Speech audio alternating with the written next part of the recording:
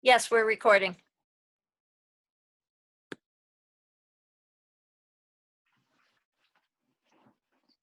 Okay. So I just wanted to say too that we were probably could have said this before, but we're planning on recording these going forward. So as you feel comfortable, I think this is a good, hopefully editing these slightly, but being able to present these to the community as resources for people to go back and kind of get some insights on what is happening in the community, what the board is doing, as we kind of continue to dig into some more things here. And so hopefully, just as kind of the neighborhood interviews that we have been doing, I think have been awesome and a great way to do outreach in this time. Hopefully kind of these recordings and opening these up to the public will be a good way to connect with community members too. So that is the plan right now. So if anyone has concerns about that, these meetings are intended to be public, and we're all kind of learning how we make them as open and public as possible as we move forward. So that was the call to order. I think everyone has seen the agenda that was posted online. I guess what we'll probably do is try to do a little bit more of our typical meeting format here and approve minutes. Do we have minutes posted from the last meeting, Sarah? Did we have minutes? Yes, we did have meeting minutes. I don't know if they're posted in there though. I think they went into So we'll maybe wait. last month's packet. They're on the they're in the folder somewhere. Sorry. Okay. Well, why don't we just remember. wait to approve those minutes, because we don't have those in front of us. If someone can make a motion to approve the agenda for tonight, that would be great. I move to approve the agenda. Yeah. And then Seconded. second. Discussion. All in favor, say aye. You can give a thumbs up too if you don't want to turn your audio on. Aye. Aye. And any opposed? Cool. We're gonna try to do some more kind of typical Robert's Rules stuff. It's just as this continues on, that is kind of how we should be running meetings. And so as we do that, maybe the thumbs up on the screen as well. If everybody knows that, I can do the little thumbs up in the corner. That'd be awesome. So the first thing on the agenda tonight, as you see, executive team elections. This is a little overview. But we have 4 positions. In your board packet, you will see that there are descriptions, our official descriptions for those meetings, and also some kind of good narrative that Sarah wrote up to describe what those roles could be. So if there's, so what we're gonna do tonight is appoint or elect those 4 positions, which are president, vice president, treasurer, and secretary. Over the last year, I've served as president, and Sarah served as can everybody hear me okay? Yes? Okay. And we've had people who actually weren't on the board or aren't on the board now serving as the treasurer and secretary. So we kind of put out a call, I think, at our last meeting, and then in between them too, for people who were interested, who were serving in those positions or interested in serving in positions to, approach us and ask questions about those. So I guess what we'll do, does anyone have any questions on the positions, questions on the executive team, questions on the roles before we kind of jump into nominations and appointments?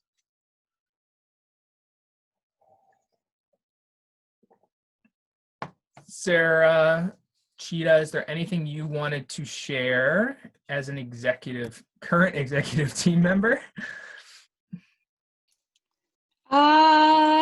Well, we definitely need a secretary because we don't have anyone taking notes right now, I don't think.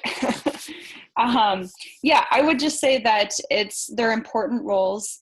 I think sometimes there's this feeling like there's a line of people who are awaiting this position and people not wanting to step on each other's toes or that type of thing. And I would just say that's not the case. We need people to step up. If there are a couple of people that are interested in one of the positions, we'll work that out. But yeah, we need people to step up, and everybody has something to contribute. And I think that I've been the vice president for about the last year, and it's been a really great leadership opportunity, and I've enjoyed it. And that being said, I want to make sure that everyone has an opportunity to develop their leadership. And so I think that this is just an open conversation about who's interested and who wants to step up. Yep. I think that's great. And I think the roles, especially the vice president, the treasurer, and the secretary, and the president role too, all can kind of be made into what you're interested in. I think the secretary role in the past has kind of varied between kind of someone who is working on minutes and notes and meetings. I view that there might even be more value in kind of a communication role, in that, minutes are a part of that, but communicating what the board is doing to the public, whether that's social media, whether that's through official things like minutes. But I think that would be a really interesting for a secretary to work on, and it's something that we've been trying to get better at as a board, is how we communicate what's coming out of these meetings, how we communicate what we're doing better to the public. So with that said, I guess, is there any, maybe I'll just start there. Is there anyone who is interested in the secretary position and would like to nominate or ask a question about that right now? Because we do need somebody. Chris, I would be interested in the position. Okay, great. Thanks, BJ. Okay.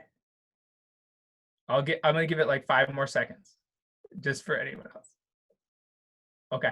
So what we'll do is we'll nominate BJ, and then we will vote. So I think the official way to do this would be, I guess I can nominate, and then if somebody would like to second. So nominating BJ for the role of secretary.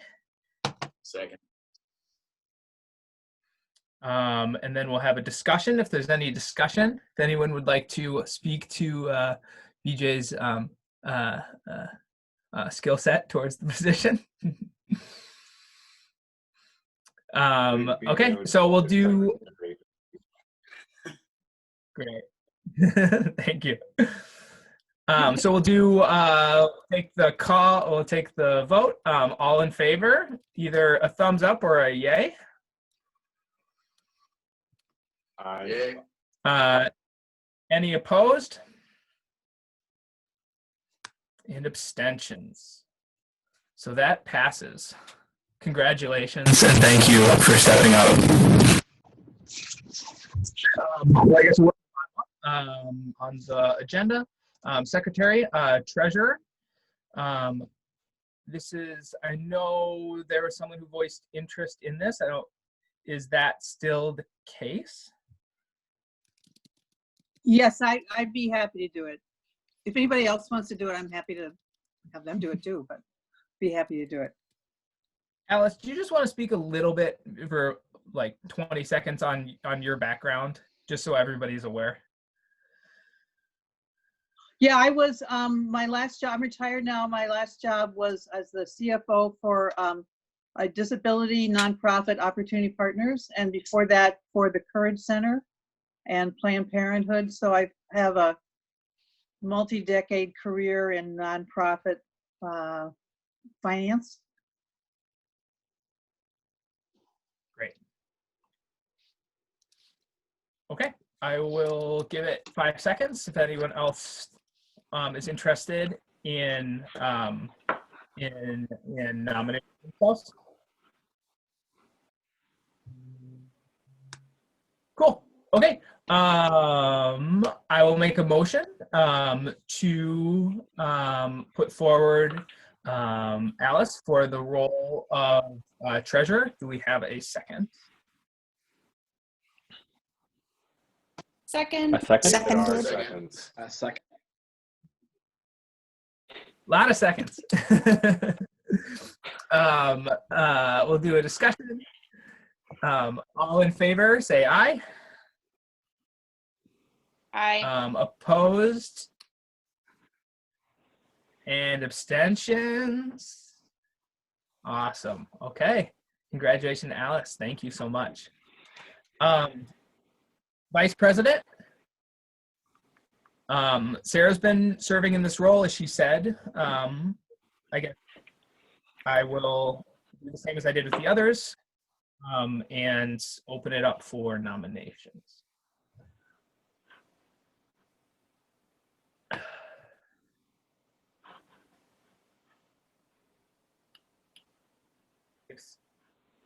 If Sarah doesn't want to nominate herself, I'll nominate Sarah.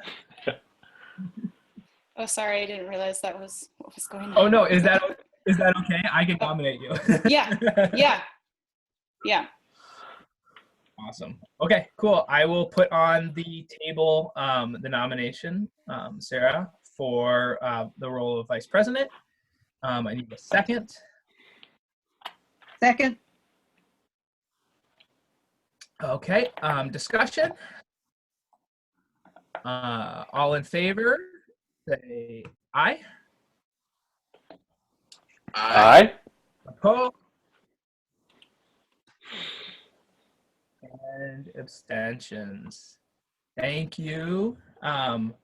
Thank you, Sarah. And I'll just say, I probably should have said this during the discussion, but Sarah's been awesome to work with and to get to know over the last year. And I feel like we work very, very well together. And Sarah's been instrumental in especially one of the things that I've really appreciated is working on the meetings that we're having with the board and trying to be as kind of inclusive and engaging as possible. I have a tendency to want to kick through stuff, and Sarah's been an amazing resource, an amazing push to me to try to kind of create a board that is as inclusive as possible. So again, I appreciate it. Thank you for running and being nominated again. Okay, we'll move on to president quickly. I'll just say I am interested in serving in this position. I would say that this is one of the positions that's, as Sarah mentioned, that is a leadership role in the organization, and is a role that's kind of out there, I'd say, a little bit more. And so it's something that I am also more than willing, if somebody wants to serve in this role, to let someone else do it too. That's kind of work. It kind of is what you want to do. A lot of times the point person for when things come in from the city, when things come in from different ways, and also working with staff. And so if there's anyone who wants to step up and do that, again, would love to have you. But I am more than willing and have enjoyed doing it in the last year. So with that said, I will leave it open for any interest or nominations for a little bit, if anyone is interested.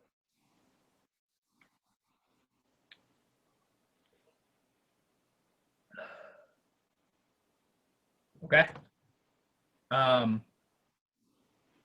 David, can I nominate myself? Or not? I nominate Chris. Yeah. I second. Woo! Okay. I guess I still run the. I guess. Is there any discussion? All in favor, please say aye. I say vote for myself.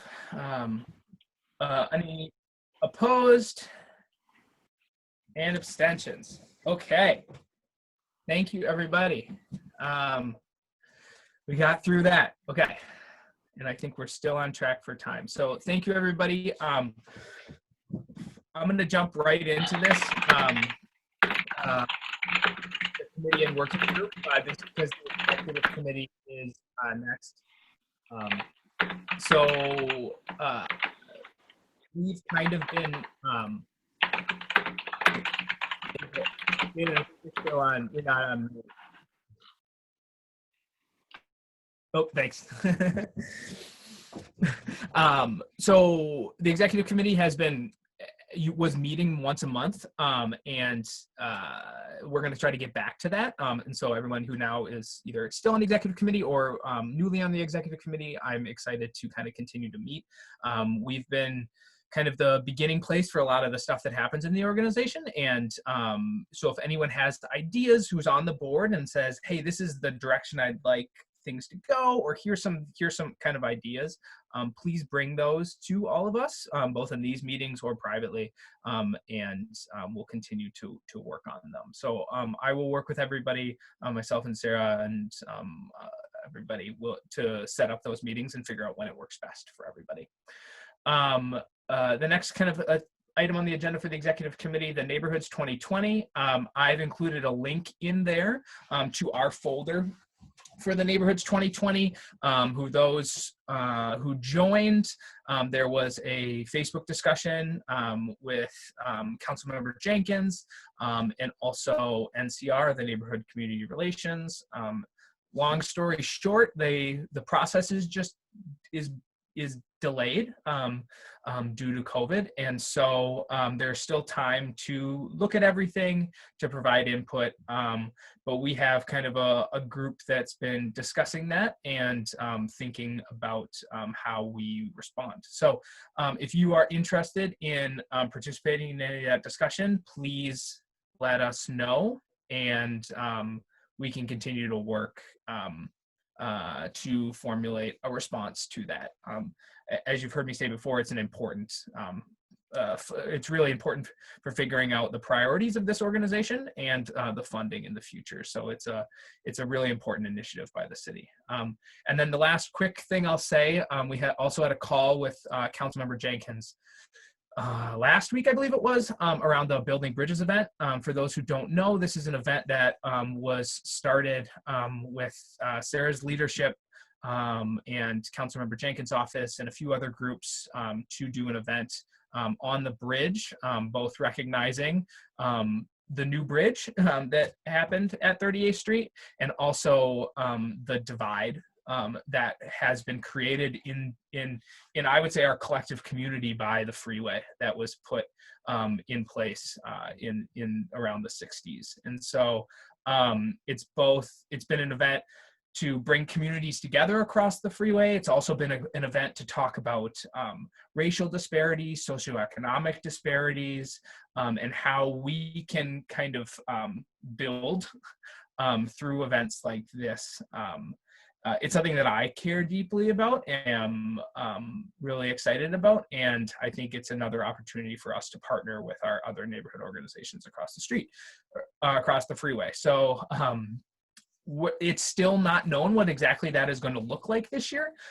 It sounds like it's going to be some sort of combination of maybe virtual gatherings, and I'm pushing for and have kind of submitted a request that there also be some sort of presence on the bridge and in that location itself to recognize that there's a big reason why we're coming together on this bridge, why we're bridging here, and because of the impacts of the freeway on our community.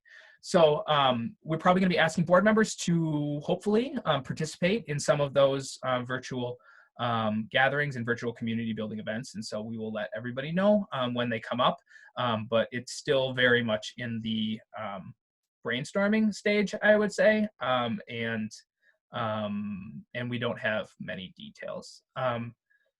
Sarah, LR, is there anything you wanted to add to that, as you were on the call too with Councilmember Jenkins?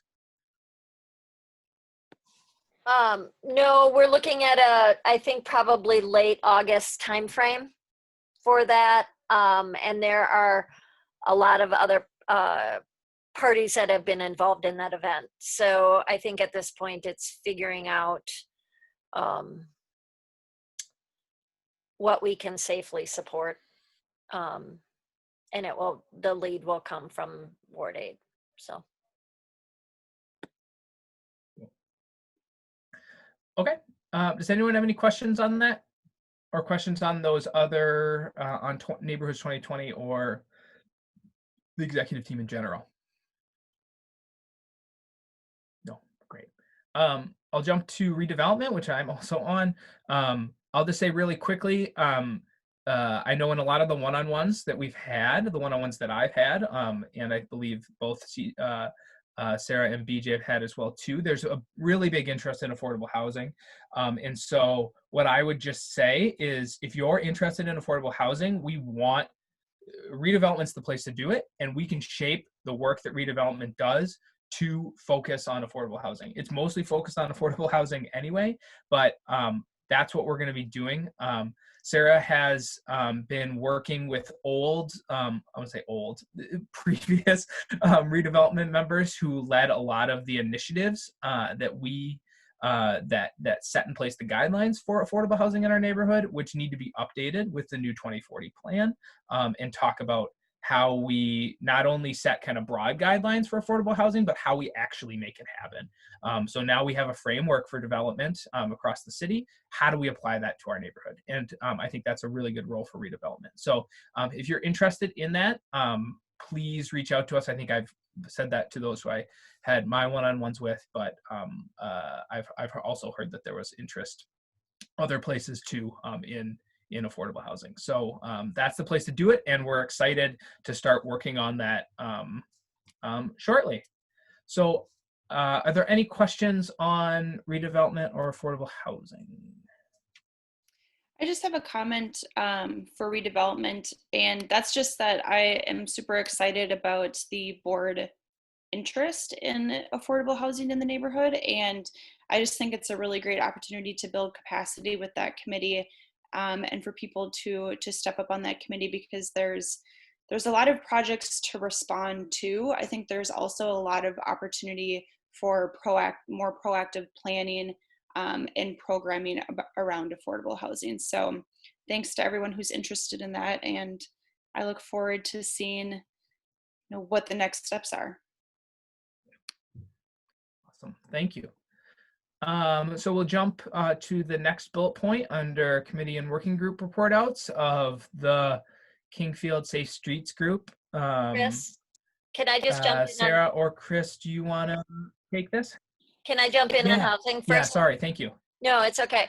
I just wanted to let people know KFNA had submitted a grant for a landlord program, basically to help renters through the COVID situation. We just found out on Friday that that is not funded through the health department. I do have a explanation of the program into city lawyers, but it's the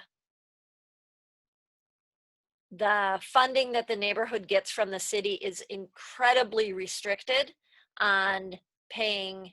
You can't pay renters and you can't pay landlords. Basically, you can only pay for improvements to facilities. And so we're still trying to find a way to structure a program where neighborhoods can use direct funds for a program like this. But it's not clear how we're going to be able to do that, just so people are aware. And then I just wanted to say that there are 4 people who've committed to going to the Center for Performing Arts informational meeting on Friday already. And that's Chris, Becky, Jerome, and Derek. So I think what I heard. If you guys can just make sure to touch base after that meeting, maybe immediately after, someone type up notes and get them to the rest of the people, that would be great. And I can share with the entire redevelopment team. Yeah, that's great. Thank you, Sarah. Moving on, Safe Streets, Sarah or Chris? Yeah, I can start off and then Chris H jump in. where you have additional comments. And maybe actually, Chris D, this first part about the future, I guess, classification of the Safe Streets Working Group, is that something that you wanted to talk about, this distinction between becoming an official committee or being established as a working group, or maybe there's another classification too? Did you want to talk a little bit about that first? Yeah. And that's kind of broad strokes too, and also directly applies to Safe Streets. Yeah, thank you. And so this group is, it seems like this group that actually a few of us on the board have formed, and then we've also, found some great leaders in the community who are helping kind of lead the effort, has shown interest, well, not shown interest, has voted at a previous meeting in wanting to become a committee of KFNA.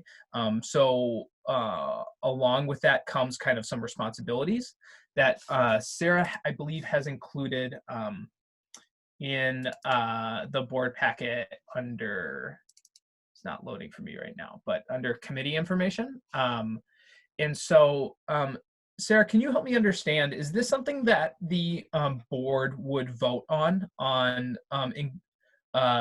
forming the Safe Streets Group as an official committee of KFNA? Yes, the board would vote on it, and the chair of the committee is placed by the president of the organization. And membership is approved, like people can be added all the time, but basically like voting members of a committee need to attend a meeting and then they get put on a committee. It's sort of a convoluted process, but it came about due to people stacking redevelopment meetings, coming to a meeting and voting for or against a proposal that they didn't want to see happen. So it's a process to sort of show a long-term commitment on a project. The benefits of being a committee are you just have more weight when you're speaking to the city as a committee of the board. And I think currently Safe Streets Transportation is wrapped up in redevelopment as a committee. And so it's been a long time since it got any attention. And there are actually a couple pots of funds, of NRP funds, that could be dedicated to Safe Streets. So it seems like with so much interest, it might be a good time to separate them, so that funding could be looked at as ways to get it spent in the community. Great. And so just to give board members a little bit of an update I'm going to do it in 20 seconds. We formed a Safe Streets group, started off as like a bike ped working group. We've had as many as, I think, almost 25 people at some of our early meetings, kind of settling in at a number around, 12 people who are interested, who are and actively engaged in the group. It's been a really, really good experience, and we've already, I feel like, done some really cool and interesting things and had kind of the ear of the city. And I think there is value and importance and of being an official committee. And separating this out from redevelopment, because while affordable housing and transportation are linked,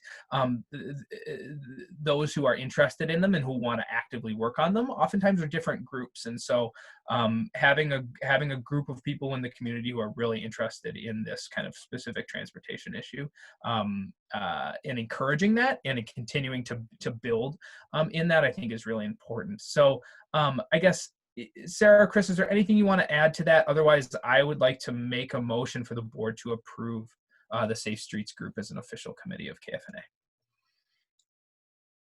I don't have anything to add. Okay. I guess I would like to make a motion then to include the Safe Streets, what we've been calling the Safe Streets Working Group, as an official committee of KFNA, working on bike ped and transportation and street projects here in the neighborhood and beyond. If I can get a second. I'll second. Is there any discussion or anything anyone like to add?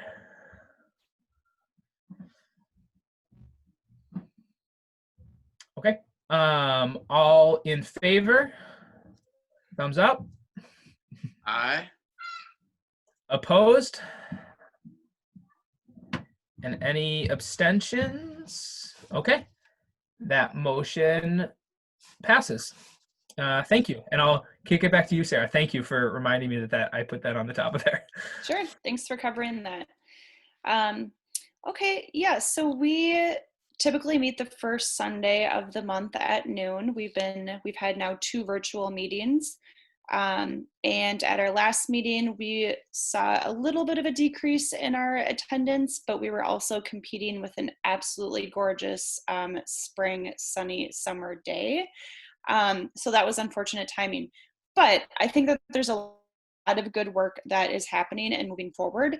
And we have divided ourselves up into 5 issue areas with a person leading each one of those issue areas. And so you can see the different issue areas listed out here in the agenda. We have a group that's focused on Grand Avenue.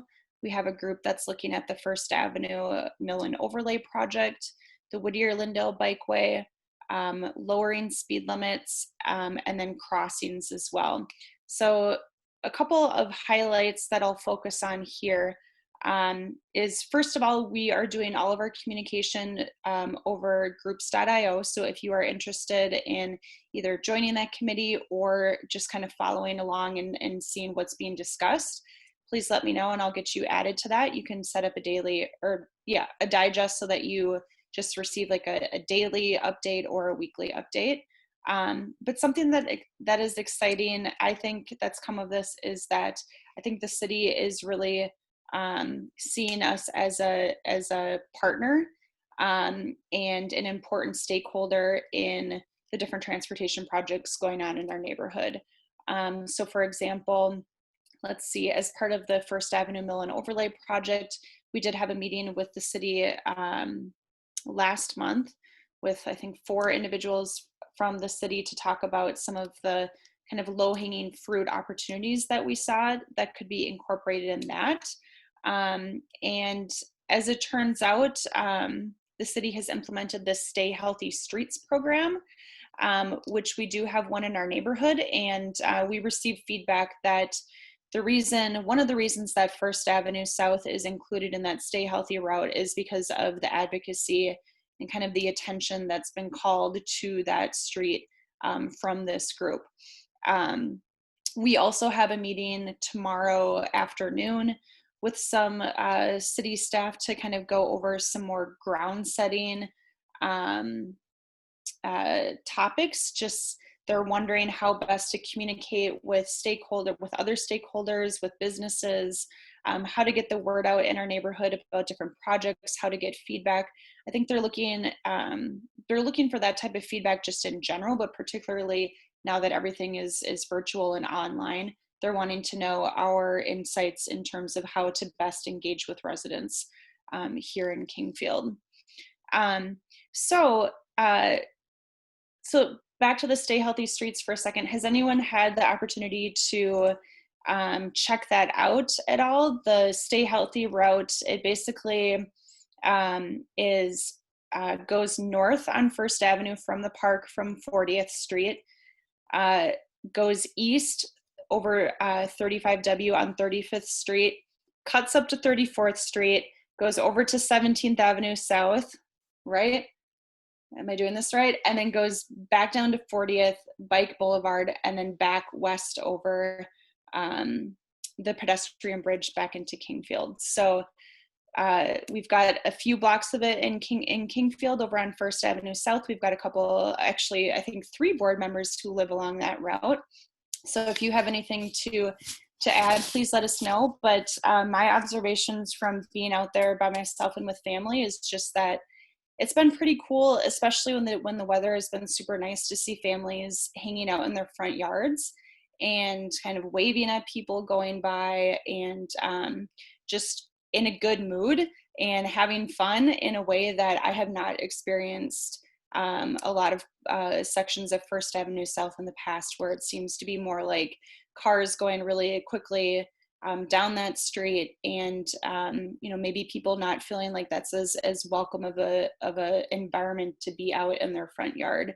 I certainly haven't seen kids biking as much as I've seen them biking over on that route, especially around 36th and 37th Street, as I have recently. So I think it's an exciting opportunity in our neighborhood, and we'll see what comes of it. As of now, I believe that it's temporary, but we'll see if there are any sort of opportunities to think about the long-term, I guess, look and feel of the street. What else was I going to mention? Oh, the other thing that that is kind of cool to see is that we had talked about the parking and how the bike lane is not enforced as a bike lane all of the time on that street, and as part of the Stay Healthy routes, it is now being enforced as a bike lane all of the time. So parking on that street is just taking place on the west side of the street. Anyone who lives along that route, do you have any feedback or any insights, either positive, negative, neutral, whatever you want to comment on what it's been like to have the Stay Healthy route?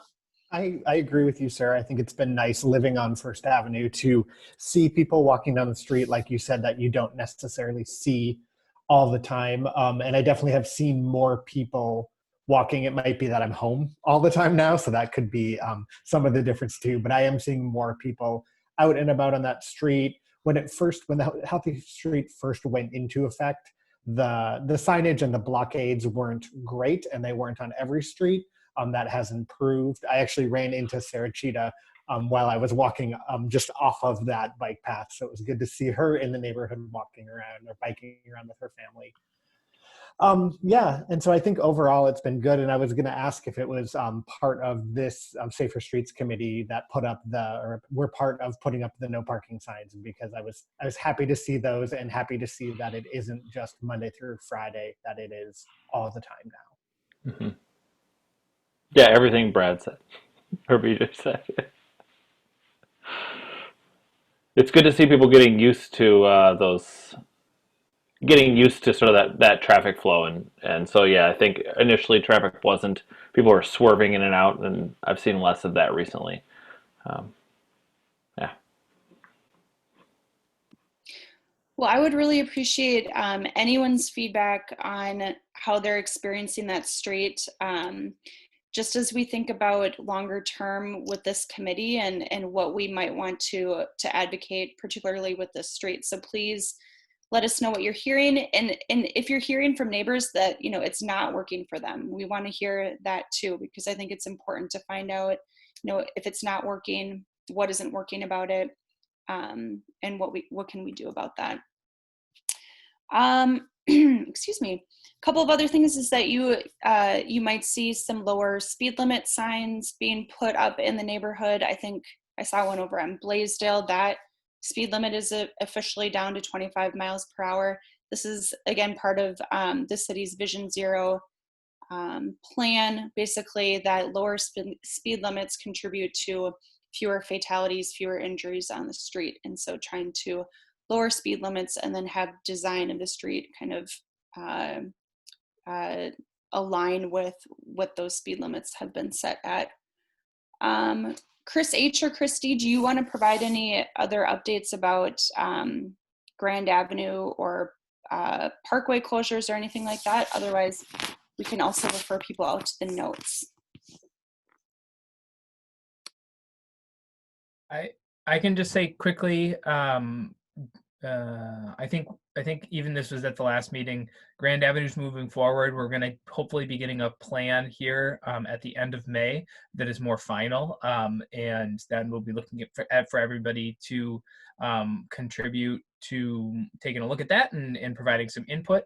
And then it looks like we are in the final iteration of Parkway closures for Lake Harriet. When I was down there yesterday or 2 days ago, some of the parking lot around the bandshell has opened back up, and they've opened up kind of the street to the north, it looks like. But despite some discussion around the parkway around Lake Harriet opening all the way back up, that has not happened, and there continues to be an open parkway in pretty much the same iteration that we've seen since the beginning. How long that lasts for, we're not totally sure, but I think, you know, I would just stay tuned for park board or the update from the park board. I'm not sure how the park board is going to respond to the most recent update from the governor about reopening some things, and I know that was kind of their what they were using as a guide. So I would continue to look for that. But overall, the Safe Streets group and a few of us have been, I would say, strong advocates for some of the parkway closures around Harriet, and I think we've been effective in keeping those spaces open for people. So I've been excited about that process.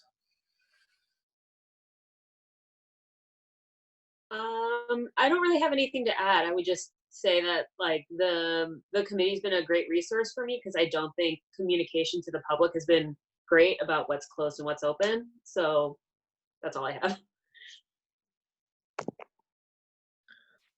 Okay, thank you, both of you. We'll jump to, is there any, I guess I should say this, is there any questions on Safe Streets or any of the projects that that were just mentioned? And I see on here, next meeting, June 7th at noon. Those are open meetings, so please, we're doing them in the same format here. They're Zoom meetings if you wanted to join, and or if you have a neighbor that comes and says, hey, I've got this issue, or hey, I'm really interested in this. Like we want to be a collecting point for that. And as now an official committee of KFNA, that's where a lot of that stuff should be occurring. And then as it gets elevated to the board after that. So please join yourselves. Please recommend it to your neighbors. And hopefully we'll be getting back to meeting in person, but I believe that meeting on June would still be planned to be a virtual meeting. I will jump to outreach and inclusion. Did I see, BJ, did you want to take that one? Yep, I am going to take that. And we are at time, so I'm going to be really quick. The Outreach and Inclusion Committee, the work for the last month has been doing the one-on-one meetings to the new board members. So I believe we've done almost all of them, or we're very close to finishing them. And so if you are new to the board as of last month and have not had your meeting, someone will be reaching out to you momentarily. And thanks for your patience as we're trying to navigate the COVID world of a lot of Zoom meetings all the time. And then I think the only other thing is kind of re-envisioning what the Outreach and Inclusion Committee is. In the past, all committees on KFNA have been open to community members. Intentionally, we kept this Outreach and Inclusion group just to board members for the last year. And so I think we're going to be having conversations of possibly opening it up to the community members, and if we did, what that would look like. But that will be at least one more closed meeting before we make any decisions. And then if any of you are interested in joining this committee, you would be more than welcome to join us. Awesome, thank you. And I hope everybody who did participate in those one-on-ones felt that they were positive and good. I know I got a lot out of the two discussions that I had. So I guess thank you again for recommending that. And if anyone kind of has any follow-up discussions or wants to continue to have those with whether it's members of the Outreach and Inclusion Committee or executive team or anything, please reach out and let us know. Great. Okay, well, we'll move on to general KFNA updates, and we are right at time, so we're doing good, but we'll keep moving through this quickly. I'll skip through the first two quickly. You might have seen we put together a free little libraries map. The link is in there right now. It's posted on the website. It's updated. A community member went out and took pictures and did an inventory through the whole neighborhood.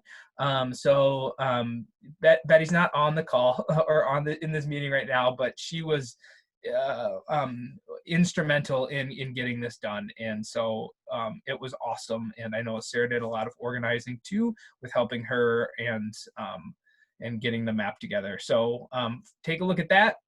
It's a cool resource. You can use it on mobile too. So if you're walking around the neighborhood and you want to know where a free little library is, now you do. The MLK tree map and engagement. Sarah, do you want to take this one just really quickly? Yeah, so the Kingfield Community Project has an online map. This had originally been planned as a 50th Earth Day celebration event that was supposed to not be virtual. And so there's 6 trees in Martin Luther King Park. You can visit them via the map and click on them and then write them an email, and the trees will write you back. We could use more traction for people to write our trees. So I would actually encourage you guys to jump on there. 2 of the trees are actually park board members. So every tree has a different voice. One is a teenager in the neighborhood. And so the responses are fun that we've gotten. The people being the trees are really into it. So my big request to you is go write to a tree, get everyone you know to write to a tree, and we're hoping it will blow up at some point. We were going to do an online book club with this, and we just didn't do it. I think people don't have a brain to read a book right now. So we'll look at that one again next year.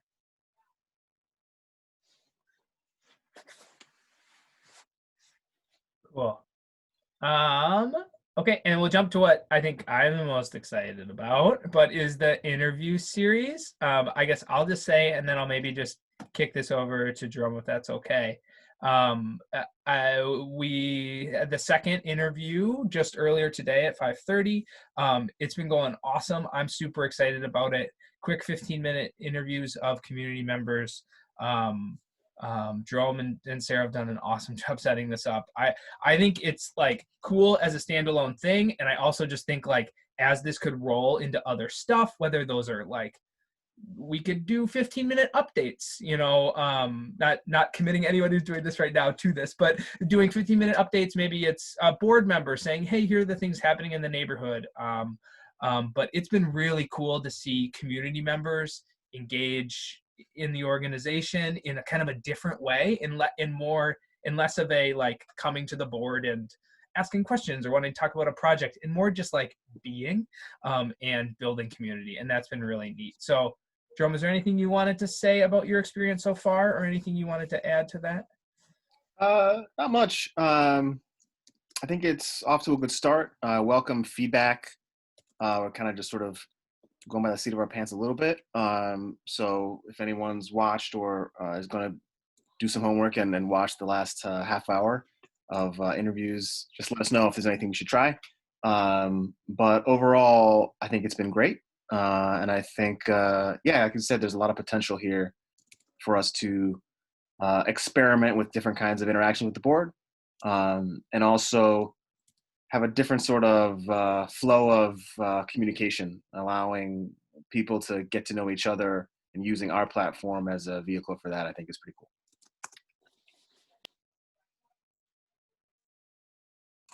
Awesome. Thank you. And I would encourage everybody, those are both live and recorded, as Jerome just kind of hinted at. So you can join live, totally cool. But we're also, and this is new to us as an organization, posting those on YouTube as well too. So Sarah, is there anything that you wanted to add to that, or I will kick it to you for events and community engagement policy? The only thing I wanted to add, sorry, I was trying to coerce Jerome into writing the trees so he could then be a tree, but the interviews have been super fun. And I want to thank Jerome for his prep work beforehand in interviewing the people. It's been really great for me too to connect to a bunch of people who used to be involved with KFNA but haven't been, but still really care about the organization and really care about the neighborhood. I would really encourage all board members to go on and watch these. Jerome has committed to doing 6 weeks of these, which might take us through shelter in place. Cross your fingers. But it would be great to continue this series. So the more familiar you are, at least with this format, the easier it will be for people to do that. So that he doesn't have to do them forever.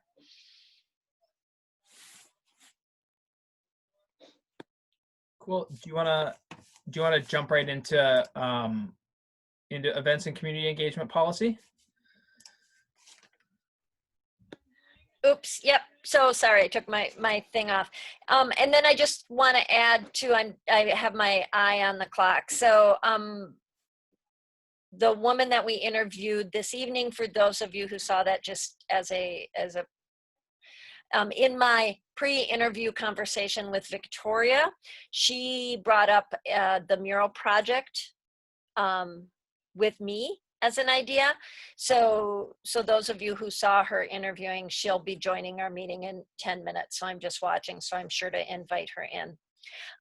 So I have been feeling and asking for KFNA to develop a policy.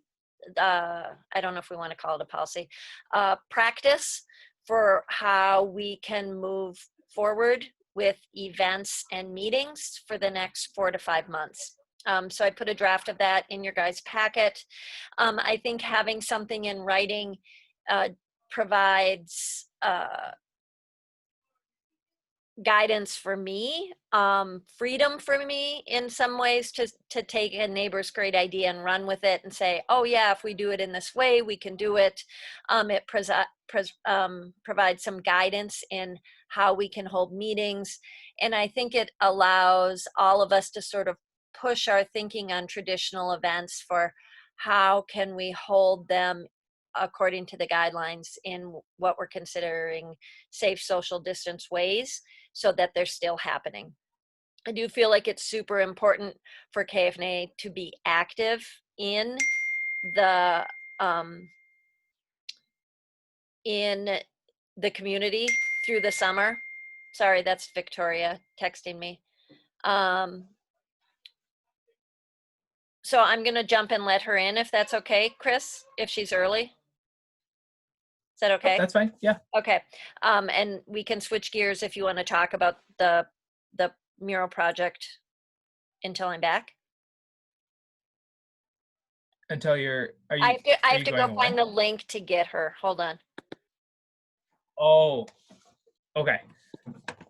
So I guess the one thing I just wanted to add, it went away from me. Oh no, here we go.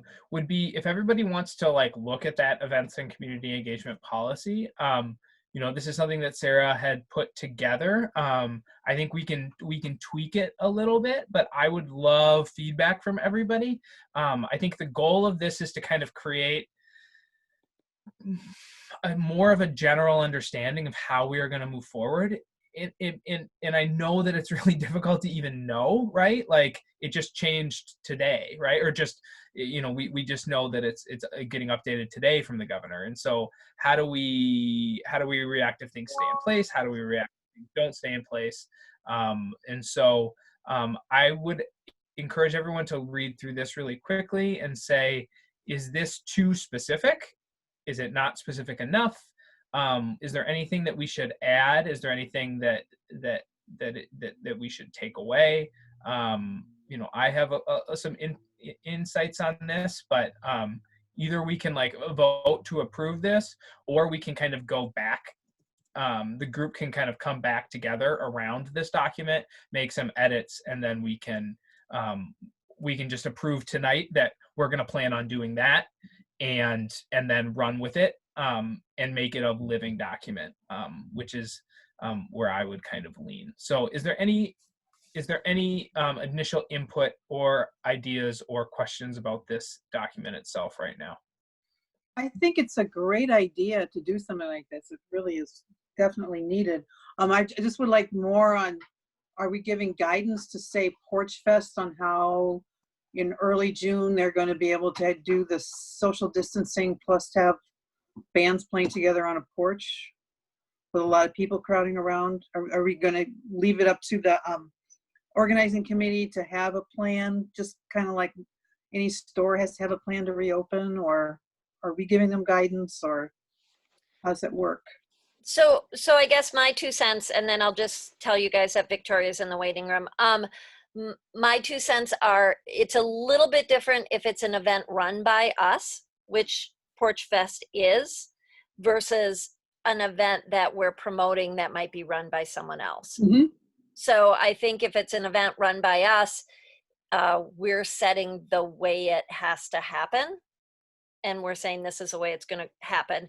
If we're promoting an event, I think we need to be working with the organizers saying we will support this if, and we need to be assured that they're thinking of how to handle distancing and what they're going to do if things change, which none of us know, if it'll get better or worse. So.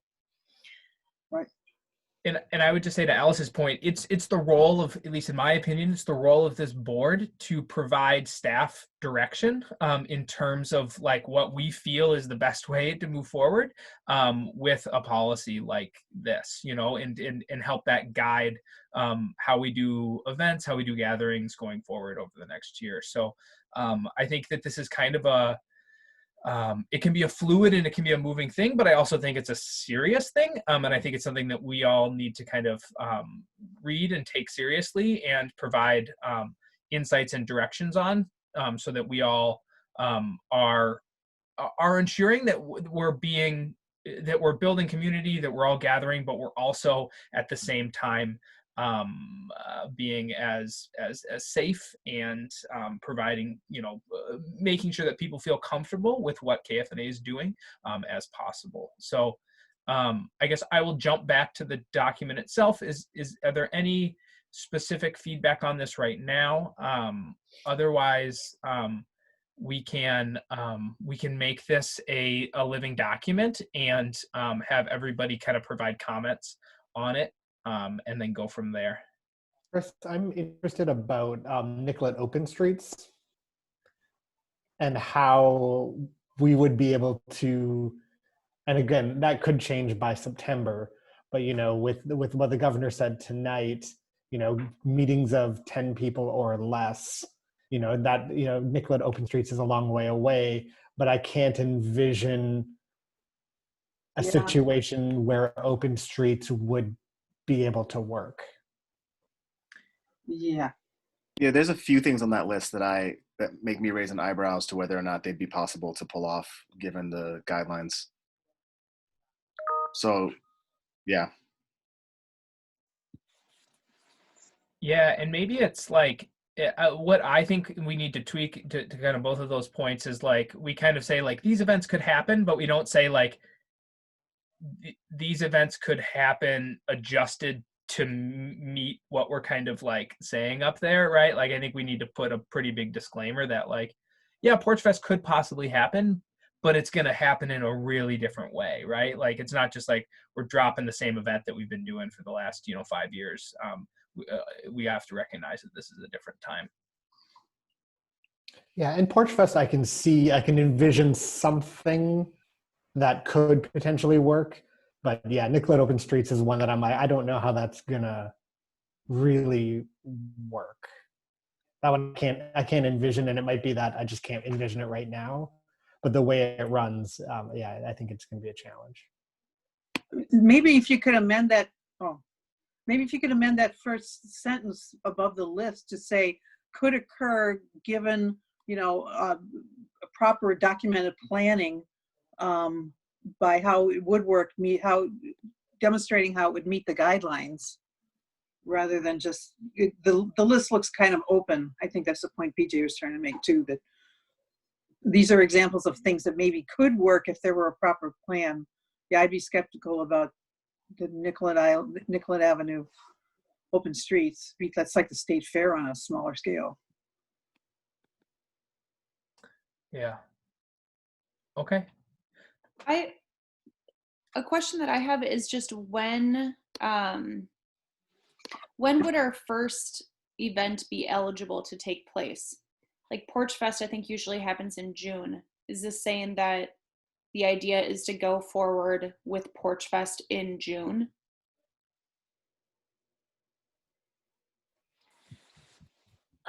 So I guess, can I request that we jump topics, Chris?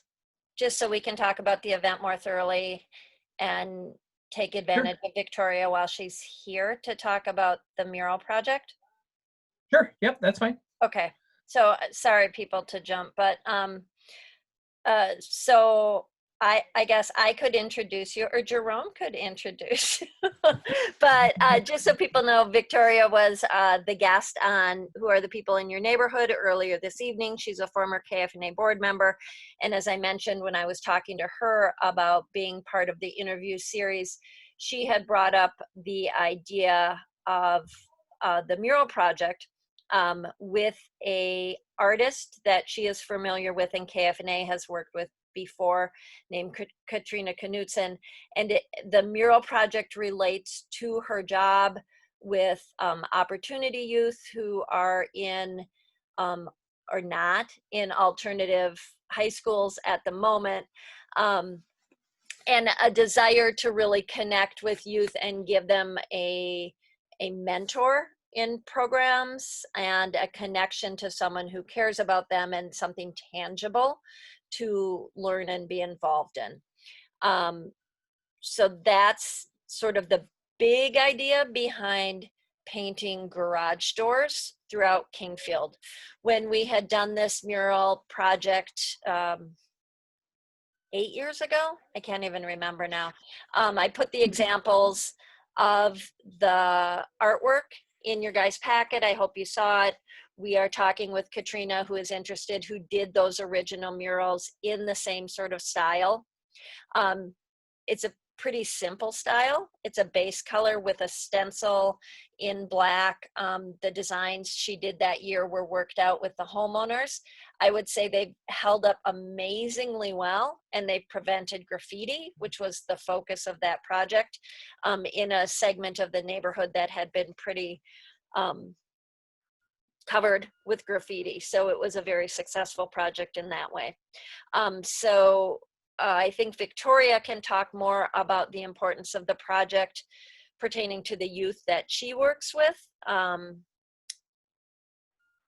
And we can discuss it from there. So I put a dollar amount in the proposal that I have to look back at what it is. I believe it's KFNA committing $4,250 towards a project, which would paint 4 to 5 garages, but it would be like a reseeding pot of funds that neighbors who could afford to pay into the program would, and it would basically cover the cost of a garage for neighbors who can't afford to do that.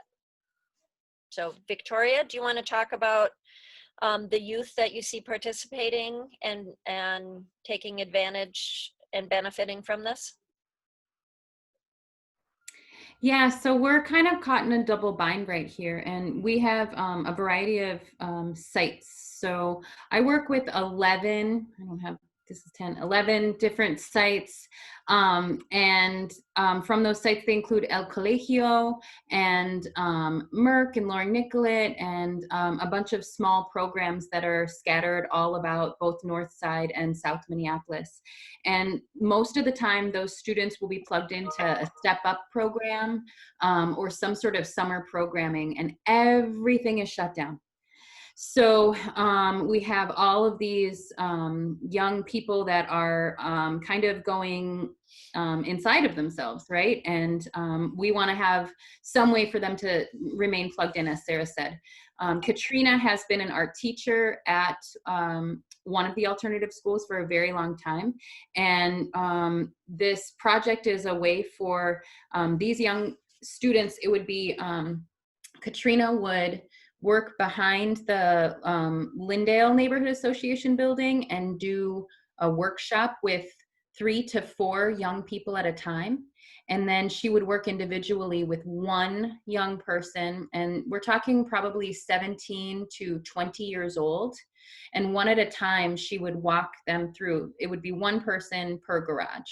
So that young person would work on that garage project. And then the next garage, another young person would work on it. They would master the entire process and skills through that. And they would be able to take that back to their neighborhoods to repeat that if they wanted to, as almost a side hustle or something to give back to their own neighborhood as a way to keep them occupied and plug in and be constructive. We have funding for this first crop to be able to support the young people learning those skills. So we can pay, we're trying to find ways to plug them in. We have all this money that we're sitting on that was meant for summer internships that are no longer going to happen. Most of them were plugged into park board positions, that kind of thing. And with everything being closed, that's not happening. So we're sitting on a little bit of funding. And so it would be you guys supporting the artist, the materials, you know, the PPE, that kind of thing. And us just being able to have that canvas and you guys plugging us into the right residents that want to be able to do it. And I live in one of the alleys that has this project, and I think there's still 6 of them just in my alley that as you go, it turns out to be like a nice theme, like a beautiful theme. As you drive down the alley, you just see these solid colors with just the silhouettes tying everything together, giving that, like, you know, sense of community and togetherness. So do you guys have any questions about how this would work?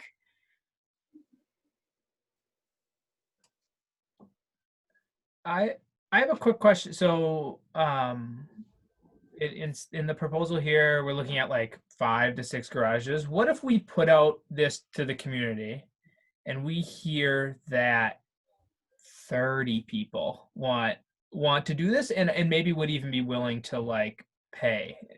That from my initial feeling would be like that might be what happens, which would be awesome, and I'm super excited about this. I'm just wondering how we would handle something like that.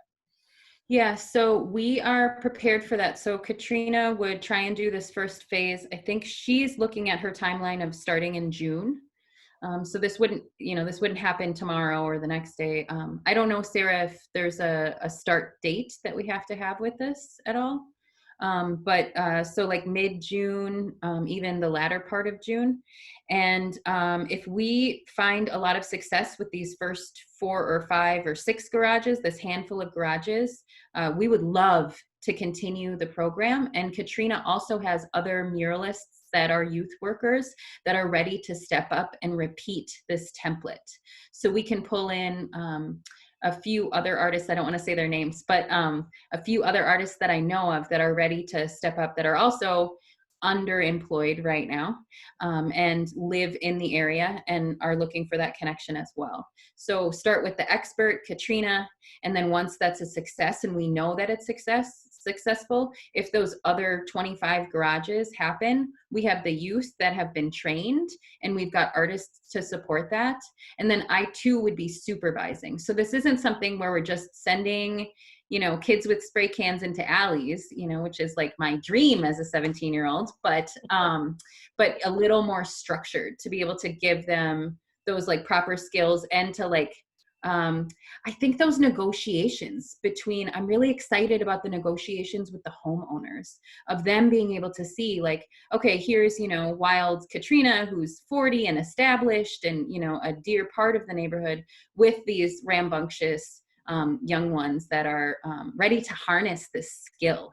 So I think we could handle 30 garages over the summer. I think that would be wonderful. Yeah. Does that answer your question? Okay. Yes, thank you.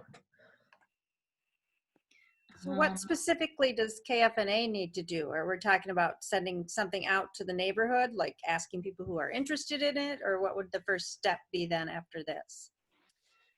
To me, the first step would be the board approving the funds that are described in the program guidelines. And then I would work on basically writing up a promotional piece. Yeah, and I think you're right, Victoria. Like we would do, an initial call for garages, and we would limit the number, and then we, do a lottery if we have to, or a second tier. The goal of this really was to develop a template that other neighborhoods could use. And Katrina has said, like, the goal is to get the youth to be able to do this on their own, but that doing the outreach to other neighborhoods is something that we could really help with. Whether that's pitching the program to the Lindale neighborhood or to the Bryant neighborhood. Katrina lives in Bryant, but not having it go as a cold ask, like, here's a program, here's how much it costs, your neighborhood could do the whole thing, we've got the contracts in place, just use our templates. So that could be something that we give both to these youth and to other neighborhoods. I love that, and I love that thinking about that from the onset, as creating that system and that process. And so, I think doing it as an example is awesome in and of itself, but being able to create those templates and break down those barriers for other organizations, I think is really, really would be a really valuable thing that we could do. Sarah, where would this money, what pot of money would this come from? I haven't looked in super detail, but we had a pot of funds for what were called community initiated grants targeted at alleys. And so that's where I would start seeing if we have funds remaining in there, or pulling from a similar strategy near there where we wouldn't have to do a plan modification to move the funding, if that makes sense. So we have funds in specific project lines, and if there's not the $4,000 needed in the project line for alleys, we might have it in one called safety or something. So they're mushy categories within those contracts. Got it. Okay.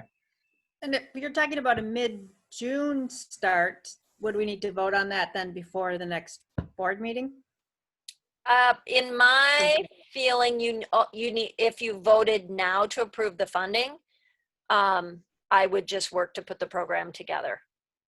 So there's, the board would not have to approve program guidelines,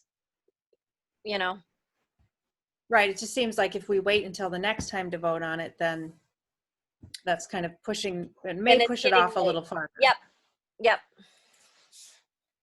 I think it sounds great. It sounds really cool. I guess from my end, if I can chime in, I do need a decision because we're gonna shift really quickly. We're gonna lose all of our students with the end of e-learning and summer starting, and I want to be able to offer them something while the school year, while we still have them as like a captive audience for that part, and also to below a little bit of hope that there is something available to them for summer. Even if only 4 or 5 students can do it, they know something exists, and then they could be the next crop, or they'll be looking for more opportunities that may open up as summer gets going. But if we could, like get going with this, then I can tell my my people to put together our side of what all of our paperwork and our process and onboarding looks like through Project for Pride in Living. How fast could we get it going? I mean, I have spray paint in my basement, so I think that we could probably start one the first week of June if you guys wanted to, but definitely probably by the second week of June we could put together a workshop, and have it going. I would say that one of the benefits of this project is we've done a very similar project before. So we have a contract that we've used with homeowners. We have an agreement where they're either agreeing to prep their own garage before they can receive a mural, or Katrina has agreed to prep it for a price, in part because that's actually a super great skill for youth to know how to do is to, you know, scrape down and prepare a painting surface. So that can be part of the learning process. So, I mean, I think it would take a week or two probably for us to hand paperwork around and figure out how we do a call for garages. If this would bridge larger, then would we be able to post and get out like fee scales? So I mean, I have a feeling a lot of people would jump this. Like a lot. I mean, I know I would want it. So I mean, if we can, if there's a way we could have that and be able to get that out even in just the neighborhood association newsletters, and just make sure that people have access to that so they could peruse it. And get that back. You know, what could our timeline be to get that together, do you think? Oh, I mean, Me? No, just to the group. I mean, I think it would what take a steps all need couple of weeks to pull a program together that we felt like we could advertise and know how we were going to get requests back and make a choice. You know, so we just need, if 5 people come back, they're all in. But if 20 people come back, we need to know we're moving to a lottery process.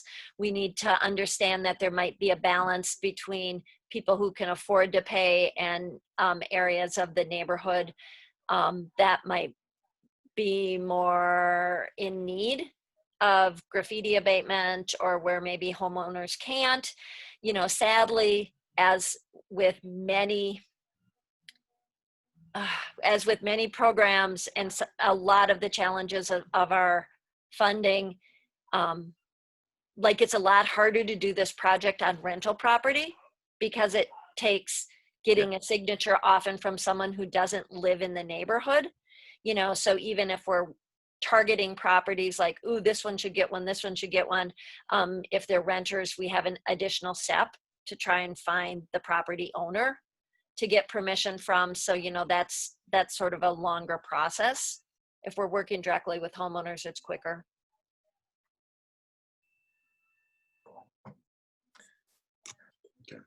So maybe what I would recommend that we do right now is, like, if we want and everyone feels, I guess if we feel comfortable with moving forward with approving these dollars right now, is that we do that, and then we come back and continue to work on thinking about whether the next steps of this, continuing to bring it forward, and continuing to shape the program that Sarah would help write up. So I think, and correct me if I'm wrong, I think the biggest thing from the board right now would be saying, yes, we are ready to commit these funds. Yes, we think this is a good idea. Let's start working on it, and then we can kind of tweak up the details. And if anyone has any other kind of input, they can share those with Sarah, and they can get included in the program itself. So I have one more like technical question. So if initially we're looking at like under $5,000, you said like $4,000 some $100, then if 30 people do want to do it, does it all work in that 4,000, or is that something that like at the next board meeting you would approve like another chunk of funding or something like that? I think that's how I think it would work. But also, if 5 people apply and 4 of those people can pay, the cost that I had figured that a homeowner would pay would actually keep reseeding the program to do another garage. So it's all a matter kind of who applies, of how much more money needs to be put in. And when Katrina and I had spoken, at some point, you know, if we have 30 murals in Kingfield and everybody's paid, at what point could we say, well, let's go give this money to another neighborhood, you know, where maybe people can't pay and there's a need for this, you know? So I think it's a question of if we're growing the program for Kingfield alone, or then growing the program as a program that involves other neighborhoods as one fund. And that I don't have an answer to yet. You know, are we templating it, or are we like saying we'll just keep administering it and everyone pays into the pot and it all gets shared? Well, this seems like a it could be a project that would be something you could, that not you, but I or whoever could fundraise around. Like, I think you could get a neighborhood or a specific few blocks sort of excited about this, and maybe you say, you take a block and everybody pitches in and you get one of your garages painted. Or, I mean, there's all kinds of ways I think that you could get people to pay for it. Yeah, or that if you can pay, maybe you can pay for a neighbor's garage, Right. you know, or like buy one, like Uh-huh. the donation, like buy, I don't know what that's called. Anyway, Right, get yeah. sort of a matching thing, like if Yeah, you the pay for matching. yours, then we can get funding for another or something Right. like that. Right. Mhm. Yeah. And I think essentially that's the cost that I came up with. So I think we could look at those dollars again, those that are really interested in that, because I was just crunching numbers that Katrina gave me and coming up with sort of a ballpark number of 4,250 is what I think it is. But what neighbors would pay in would basically buy another garage. So by paying for one, you're really paying for two. You're paying for your own, and you're really paying almost for another one that someone can't afford. So Great. So I think just in the sake of time, it sounds like that there's kind of general interest in this. And then I think, again, we can work out details and continuing to have this discussion. I would encourage those who are interested and have ideas and want to be involved in this project to reach out to Sarah, reach out to myself, and we can start working out these details. And maybe it's worth setting up another kind of offline meeting to kind of work on some of the details of this. So I guess I would make a motion to approve the 4,200 as kind of a jumpstart for this program. With kind of the guidance that the board will continue to be involved in the project and the planning, and if there's any kind of additional funds kind of coming back to the board and reviewing those. Are there any a second? Yep. Any discussion? So let me Okay, just no discussion. clarify. Sorry. I had 4,250 in the write-up, which can be modified. As I said, I made that up. Is that the number you want to go with? Or do you want to go with 40? Yeah, sorry, 4,250. Okay. Did I say 4,250? Yeah. No. Okay, cool. 4,250. Okay, all those in favor? Thumbs up or yes? Opposed and abstentions. Okay, that passes. Thank you, Victoria, for coming and presenting. And thank you for being part of the interview series. Oh yeah, thank you guys so much. I really appreciate this, and I'm looking forward to, I think because we have moved to this, what is it? Social networking world, that as this goes along, this could be part of your Facebook too, that like, here we are painting, this garage is done, and like keep building, since we're, since everybody's paying attention to the internet now. So we can, as it unfolds, just show you all the new stuff as well. Thank you so much for your time, you guys. Thanks. Thank you so much. Bye. Okay. Just also for the sake of time, thank you everybody for that. I'm gonna move us on, if that's okay with everybody, to the kind of the last item on the agenda. I think what maybe we'll do with that events and community engagement policy, if everyone's okay with it, is maybe post that online as a shared Google Doc, and we can all make some comments and some tweaks to the language. I think instead of us having a detailed discussion about individual lines and policy, I think that's probably a better way to do that. If everybody's, if anyone has a very big, if is upset about that, please share it now. Can I just add in? I'm sorry. So I just do want people to know that KFNA is doing 2 events on Sunday. And we don't have a policy in place to do that, but we are participating in the Sagrado de Corazon grocery distribution on Sunday morning, basically doing census outreach. They're expecting 1,100 people at the event this Sunday. I've been recruiting volunteers to do census taking basically at that event. We've been working really closely with Sagrado between each of the events, promoting what they are doing. So we've very much been a partner in those events. So I know Becky will be there on Sunday. Thank you, Becky. And she's recruited a neighbor that's fluent in Spanish, which is great. So we have, I think, 3 people who are fluent in Spanish as we figure out sort of the flow of the cars and the census taking. And then we had thought that the stay-at-home order was going off, and so we are even now it's not, but we're participating in an urban foraging walk that will be kept socially distant, all outdoors on Sunday afternoon from 2 to 4 p.m. And it'll be small because it's social distance, so it's 10 people. So I do want to make people aware that KFNA is involved in those. And then I think, to whoever's point is like, how are we ever going to do open streets? I agree. I have no idea how it will be done, but I will say that we passed on leading open streets this year back to our streets, who is interested in continuing the event. And my question to them is, what is their policy on holding these events to make sure that they can be done in a safe manner? So I think part of like asking other people what their policy is saying, well, we have one, or, you know, like, it has to fit our guidelines of at least being safe. So as an example, with Porch Fest, instead of looking at ways to bring people together with a map of 10 or 20 sites, like everyone grouping, Chris and I have been talking about ways to spread the crowd out. You know, music is still happening. It's happening on even more locations. People don't have a map.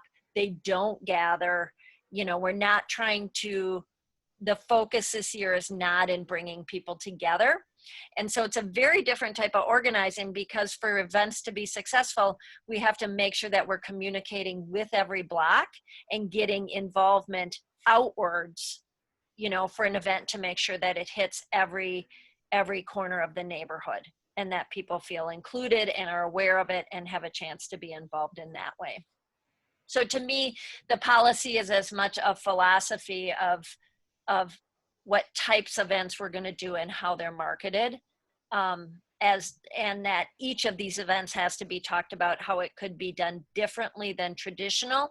But as I look at the laundry list of what could be done, there the outdoor events, there, you know, and there we can create ways, if there's energy behind them and volunteers, of doing them in what we consider to be the safest manner possible for whatever situation we're in. So. Cool. Thank you. I also just posted the drive link to that document. If you click open in Google Docs, you'll be able to get that kind of editable document. So please look at that. I already saw that there were already some comments in there. So thank you, those who have already kind of looked at that. That's awesome. So please do that, and then we can get a kind of a more cohesive policy that helps Sarah kind of guide what we're doing going forward. Okay, so jumping to the last agenda. Sorry, Sarah, Cheeto, we're a little late. But I will just jump it over to you to kind of do an introduction. I will just say, more as a broad organizational tactic, I think these are the sorts of kind of positions and actions that I'm really excited about as the organization to start looking at and taking. And I'm really excited for board members to start coming and bringing these to the board and saying, you know, we have a lot of discussions on the board, with what we believe, but I think there's a ton of value in putting that in writing and saying, how is the board going to execute and carry that forward? When we've gone out to community members, gone and done open houses, there's a lot of questions about, what is the board doing about this? How is the board going to respond to this? And I can kind of say, well, here's kind of what I feel, or here's what we've talked about, but it would be really nice to kind of point back. And I think it's essential that we point back to some of these more statements, and say, this is what we believe, this is why we believe it, and this is how we're planning on responding to it. So with that said, I will kick it over to you, Sarah, to introduce this and talk a little bit about maybe where this came from and your thoughts. Thanks. Sure.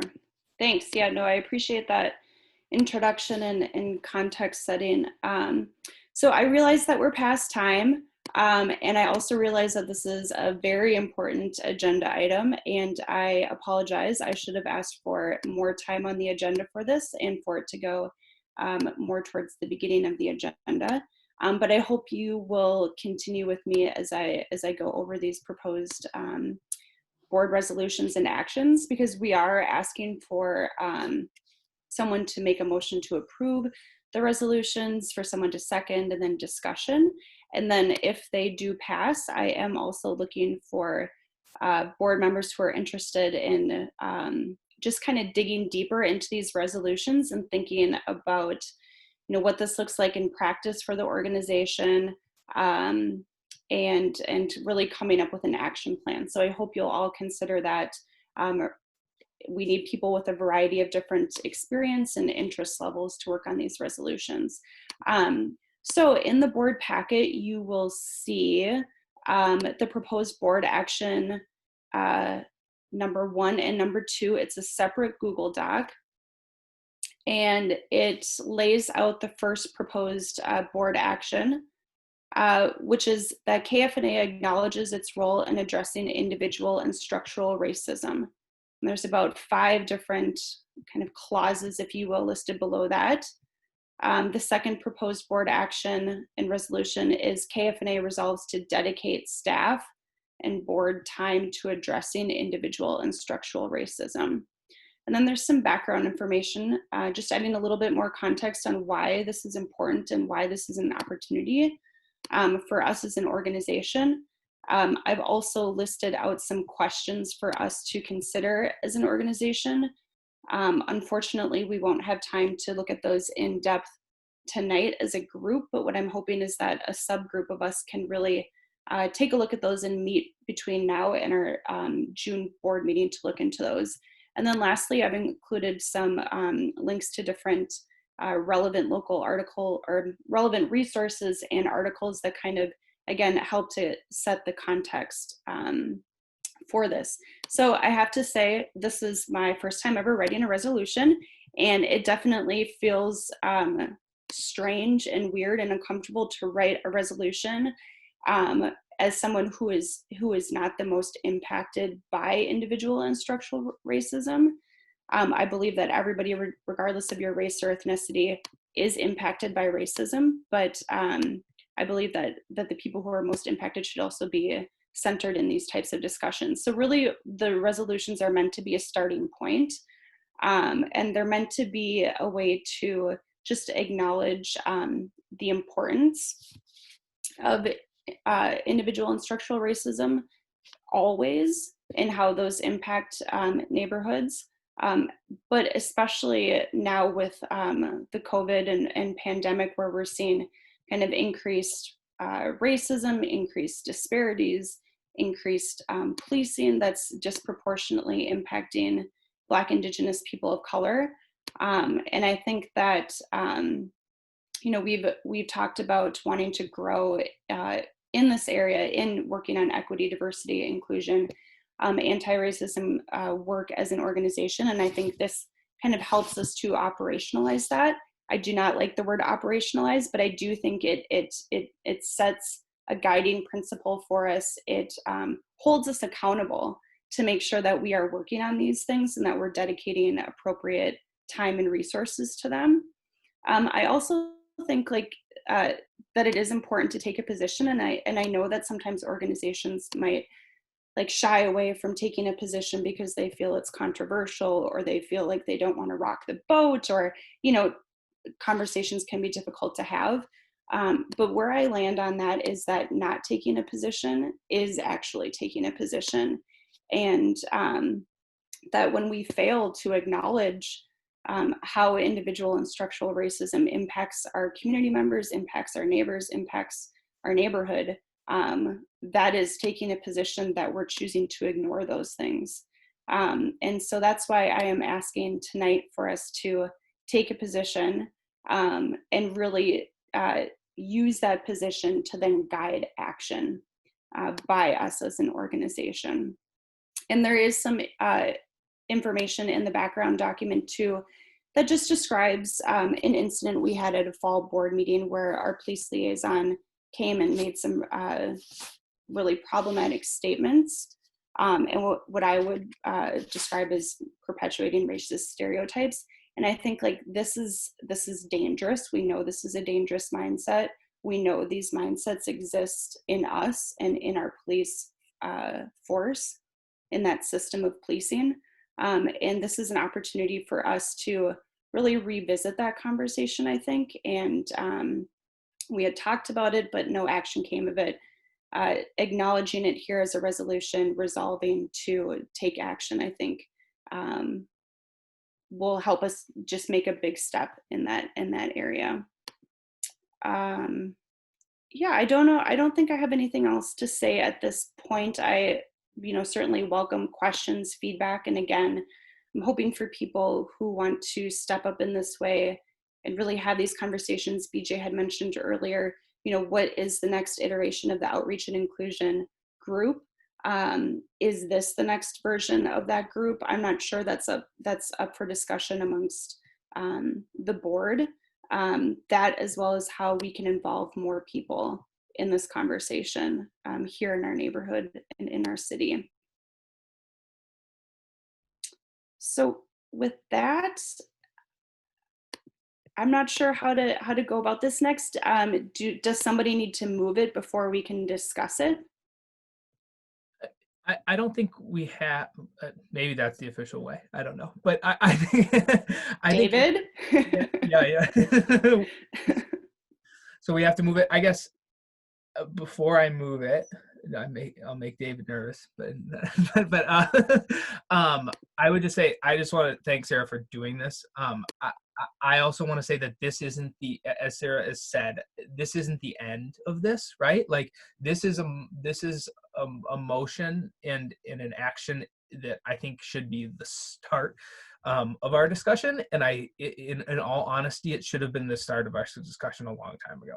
And so I'm excited that this is happening now, and I am excited to start this conversation. I think that as Sarah had hinted at, this is a really good place for the inclusion group to start looking at and focusing on. And so I guess I would make a motion to approve both of these board actions as written in the separate document and as proposed on the agenda. If there's a second, we can move to discussion. Second. Okay. Discussion. Is there anything anyone would like to add? This is also the time that we can discuss if there are amendments, changes, things that people would like to include in this. We can kind of, I think this is the appropriate time to look at those. So as a point of order, I'd look at this as kind of 1, 2, 3, 4, 5, like six separate resolutions. Like each paragraph itself is a resolution. So are we?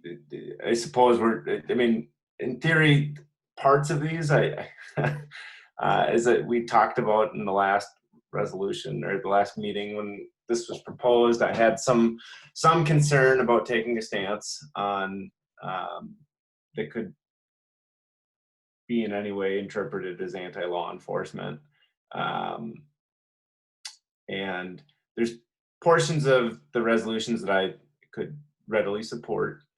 I do find it, I'm going to separate my personal beliefs from the institutional competency issue that I'm identifying. And Sarah, your point is really well taken on organizations taking a stand. I just think that we need to identify maybe what KFNA's precise role is in this conversation, and whether or not KFNA should be engaged in what could be seen as a political issue in the broader scheme of things. And that gives me some cause for concern, I think. I also would want to know how the background would be included. The background information, I think, is I look at that as problematic. I think it's specifically, I think it's critical of an individual with law enforcement that might have a different opinion of how our language would be taken. And she's not here to necessarily address that issue. So, yeah, I have a few concerns, but that's just something I wanted to bring for discussion. But generally speaking, the principles and everything that's encompassed by the resolutions, on an individual level, I fully and wholeheartedly support them. So this is my opinion, and maybe Sarah, you can disagree with me, but I view the proposed resolutions that we are approving.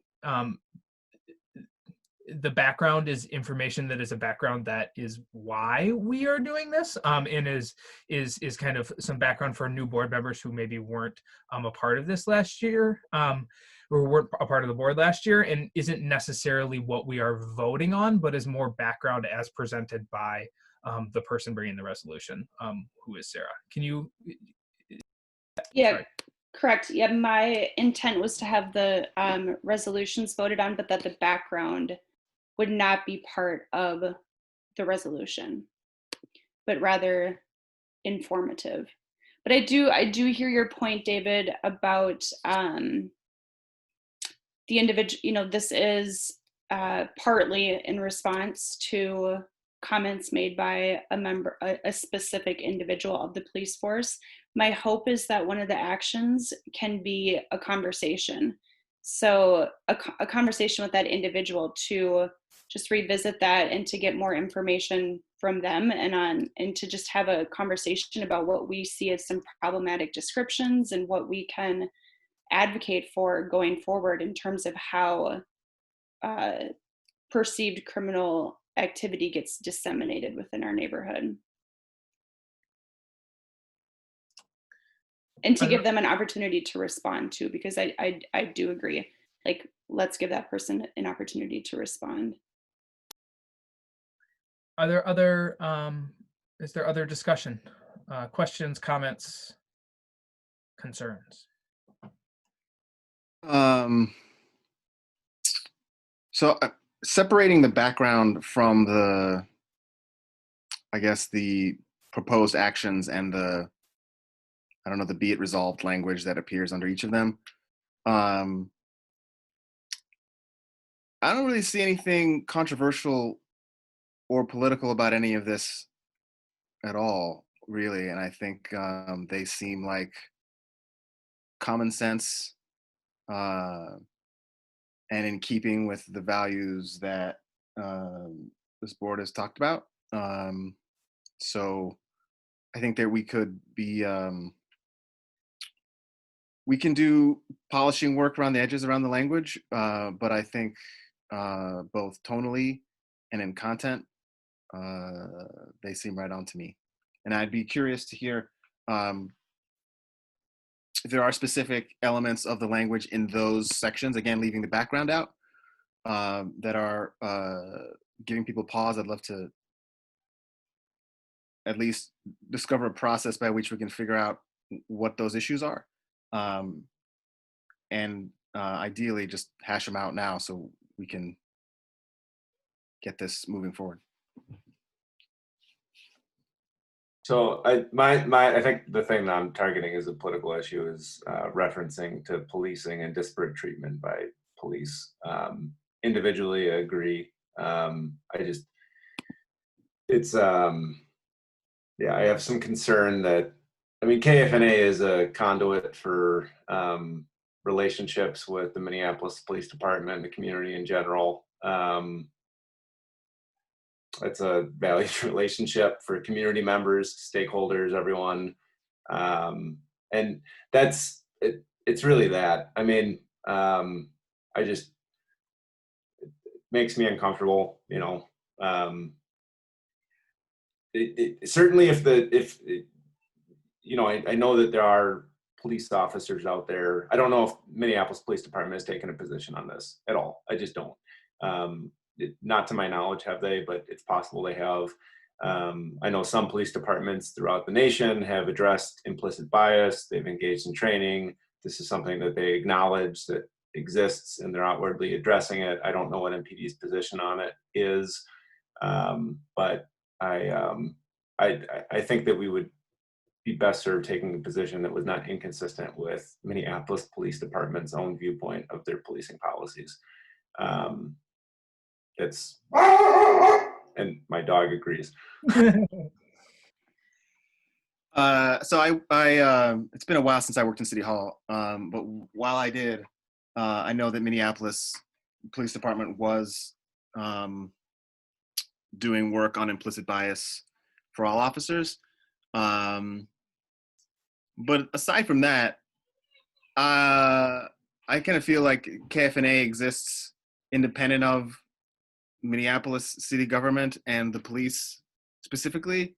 And so to the extent that there is daylight in how KFNA perceives how the neighborhood and the citizens who live within it should be policed, but between that and Minneapolis Police Department's official line about how they police, I welcome that daylight and would like to let it be known that perhaps we think differently about those things. I don't see that being an issue, and I also don't see it being dangerous in any way for our organization or for the people who live in this neighborhood to take a stand about those things. In particular, if we're being respectful in the way that we describe what we see, and if we are, again, not pointing fingers at individuals, but instead at a system that we think could be better. And I think you would find a lot of people in law enforcement who would agree with that. Whether or not they could agree with that vocally or outwardly is another question and points at another issue. But I don't know, that's my take. I'll just chime in and say I also agree with that. I think as an organization, we have taken stances and strong stances and strong language towards a lot of departments in the city of Minneapolis. I think whether that's talking about we need safer streets, whether that's talking about we need more programming, whether that's talking about we need more money for other things. And I think that we should be speaking truth. If we think that things aren't done that is in the best interest of the residents of our neighborhood, we should be taking a stance in that in a respectful, thoughtful, and I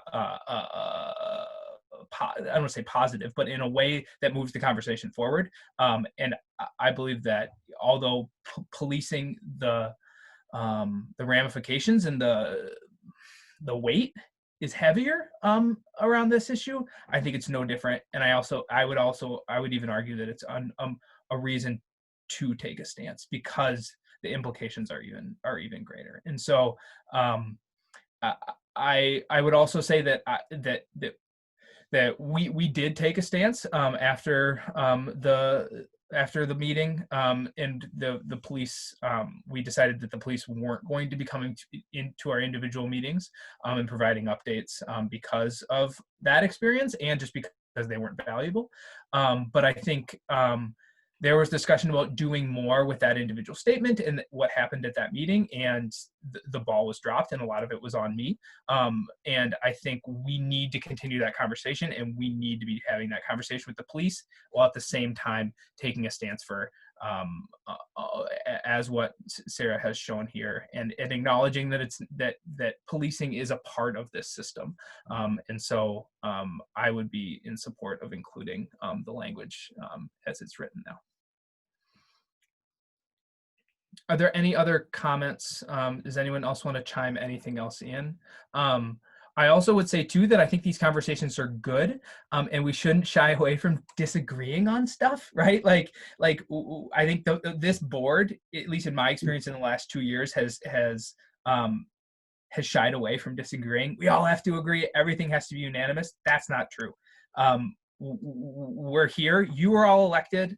We all just went through an election. We're here to represent the neighborhood, and we all have different opinions. We all have different life experiences, and so all agreeing on things isn't the goal of this organization, and isn't the goal of this board. So please don't feel like any stance or anything that anyone's talking about here is wrong, or that we have to convince everybody about certain things or go different ways, because I don't think that's a reality. And I think working an organization like that means that we kind of go towards a place where we're not taking a stance on anything. So are there any other comments or anything else anyone would like to add? I just also want to add that kind of echoing off of Jerome and Chris, your comments, that as a neighborhood within our larger city community, we kind of come from a place of privilege within that larger city culture and that larger city environment. And so if we can kind of take a stance on this issue and kind of present that maybe for our neighbors in other communities who don't feel as comfortable or as safe taking those stances, because there might be more damaging repercussions for them, I think that it is a good move for us to do as well, because we probably won't suffer on a whole in ways that other communities within the city might.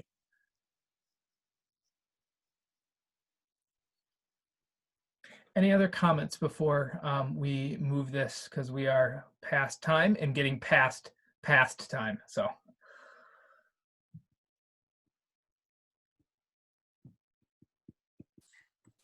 Okay, well that ends the discussion period.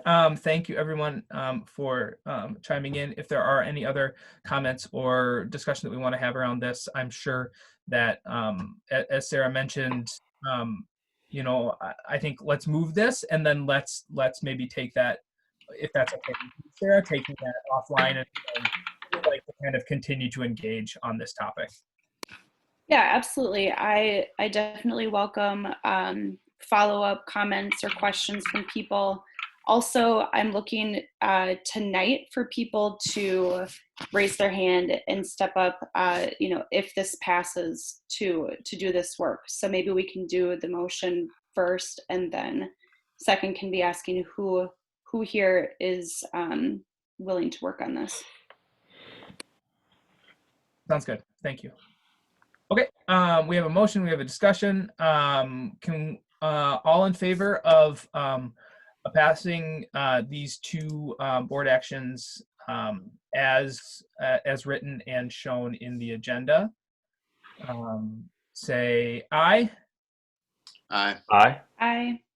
Opposed? Abstentions? I abstain.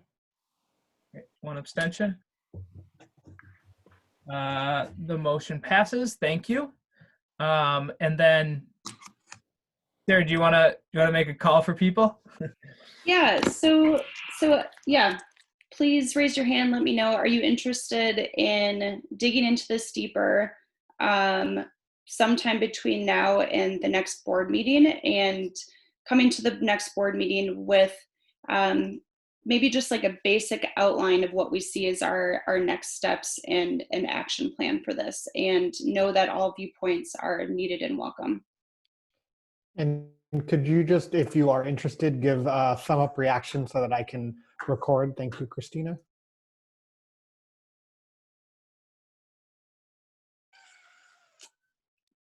So I'm seeing Jerome, Christina, Chris D. Am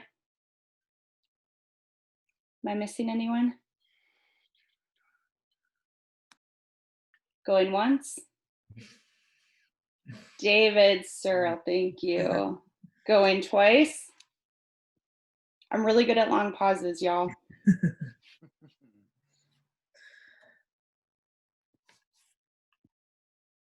Okay. Thank you. Awesome. Okay. Thank you, everybody. I know this has been longer than anticipated. I really appreciate it. We're trying to cover, obviously, some meatier stuff, and also just kind of start to kick around some normal business. So thank you all for the discussion. Chris, before you adjourn, I do want to run through action items and motions passed, just so that we have it clear. We passed the executive committee, Chris as the president, Sarah Cheat as the vice president, Alice as the treasurer, me as the secretary. The 4 people that are going to the Center for Performing Arts meeting on Friday, if you could write up notes and send it to this group. Motion was passed to make Safer Streets a formal committee within KFNA. And then a note, the next meeting is June 7th at noon. Recommend this group to your neighbors or you all if you want to attend. Outreach and inclusion, let us know if you're interested in joining. The tree engagement, write to a tree, tell your neighbors to write to a tree. Who are the people in your neighborhood? Watch Jerome's videos, talk about it to your neighbors. The policy will be posted. Chris has already sent that out. We'll put it in the minutes so that you are encouraged to make any comments on editing the policy on how we're going to be gathering for events.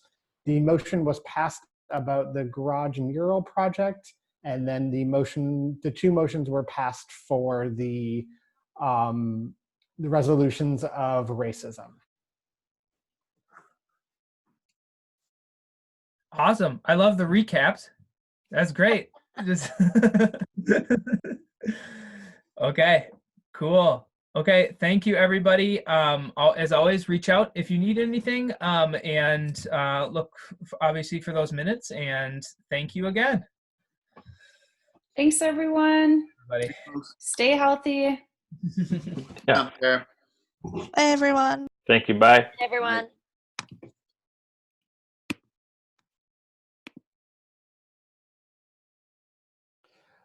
Sarah, how should I be recording? Hey, BJ, voting? that was awesome. I love the recap. Well, I figured like we go through a 2-hour meeting and it's like, wow, a lot was covered. And then there was like stuff in between. So I wanted to make sure the highlights were pointed out. Yeah. So like the big thing for minutes are, do we want to stop recording this? oh yeah, we could do that.